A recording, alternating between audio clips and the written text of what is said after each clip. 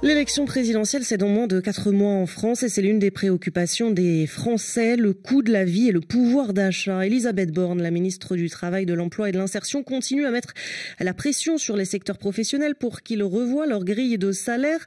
Les mouvements sociaux vont-ils se renforcer début 2022 ? On en parle ce midi avec vous, Jean-François Chantaro, bonjour.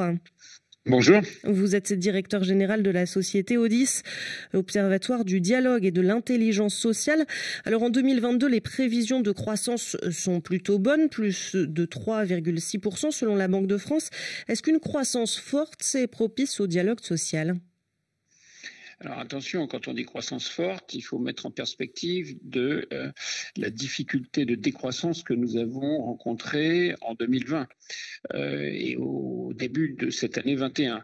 Donc nous avons certes une croissance, mais après une décroissance, ce qui fait que nous allons globalement moins vite dans la progression que nos voisins et nos principaux partenaires ou concurrents économiques. Donc attention à ne pas penser que tout va bien dans notre société.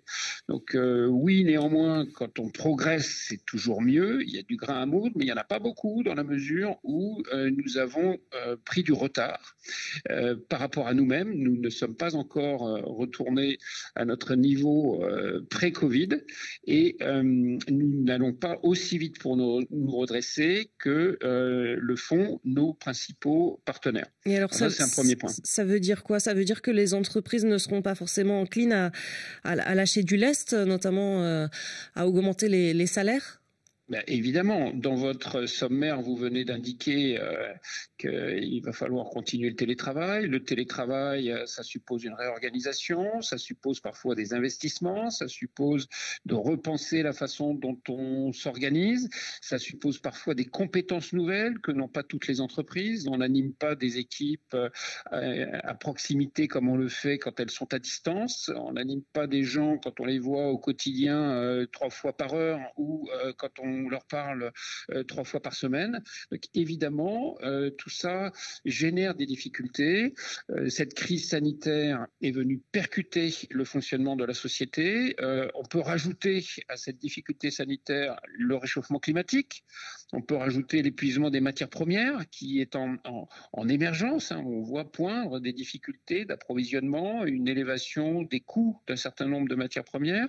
On voit là aussi une élévation du niveau de la mer. On voit un affaissement de la biodiversité, une élévation des pollutions. Tout ça va coûter cher. Il va falloir se réorganiser. Cette réorganisation, nous n'en sommes qu'au début.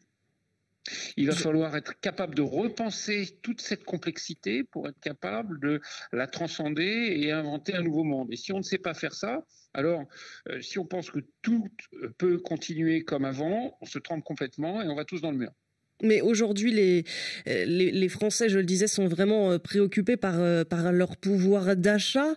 Oui. Est-ce que la prochaine présidentielle peut pousser les acteurs, les entreprises, les syndicats à agir, à se mobiliser sur ce sujet, ou au contraire, est-ce qu'on est plutôt sur un statu quo en attendant de voir ce qui va se passer ?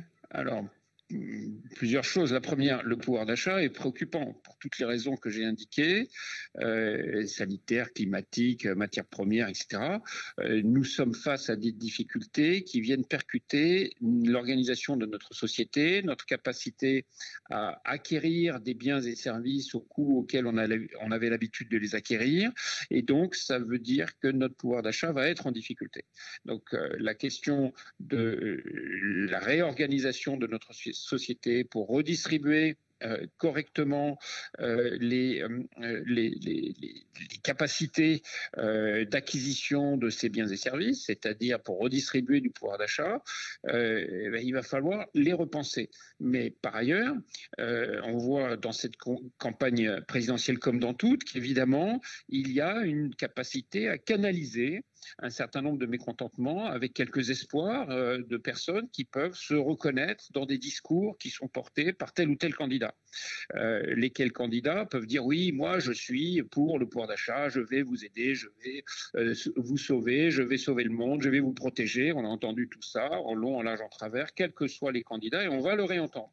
Donc certains peuvent croire dans ces discours qui sont pour une part des chimères, parce qu'il ne faut jamais confondre une intention qui peut être réelle de la part d'un candidat pour dire je veux augmenter le pouvoir d'achat, et un contexte dans lequel on opère, avec des difficultés financières, économiques, le pouvoir d'achat de l'État est lui aussi en grande difficulté, c'est-à-dire qu'il y a des déficits publics abyssaux qui ont été accrus de façon drastique récemment. Et donc tout ça va faire que, quels que soient les élus, ils seront en difficulté, voire dans l'impossibilité, de subvenir aux besoins de la société par le simple discours, par la simple régulation. Si on veut réussir à trouver des solutions, il va falloir impliquer tout le monde. Il va falloir impliquer tout le monde dans la réinvention de son propre système de vie, de son propre mode de vie. Mais ça passe par quoi alors, Jean-François Chantarot, cette réinvention dont vous parlez? Un mécanisme démocratique beaucoup plus sophistiqué que celui dans lequel nous sommes aujourd'hui. Il va falloir inventer des mécanismes de dialogue, des mécanismes managériaux à l'intérieur des entreprises, à l'intérieur des collectivités territoriales, organiser le débat public, non seulement localement, mais qu'il puisse avoir des connexions, des interconnexions avec le débat public national, le débat public international. On voit que quand les chefs d'État se réunissent pour faire la COP 21 ou 26, eh bien, ils produisent déjà pas grand-chose dans l'intention, et même l'intention, on constate toujours quelques années après, si on regarde les précédentes, que cette intention n'est pas suivie d'actes, et donc finalement les effets escomptés des intentions sont loin d'être au rendez-vous. Et donc ça veut dire que si on n'arrive pas à impliquer le citoyen dans la cité, on ne parviendra pas à réorganiser notre cité au regard de tous les enjeux qui sont les nôtres. Oui, mais concrètement, dans l'entreprise, comment est-ce que ça s'illustre? On sait qu'aujourd'hui, les syndicats sont en perte de vitesse. Alors, comment est-ce qu'on imagine ce nouveau modèle? Très simple, vous organisez des réunions d'une autre façon.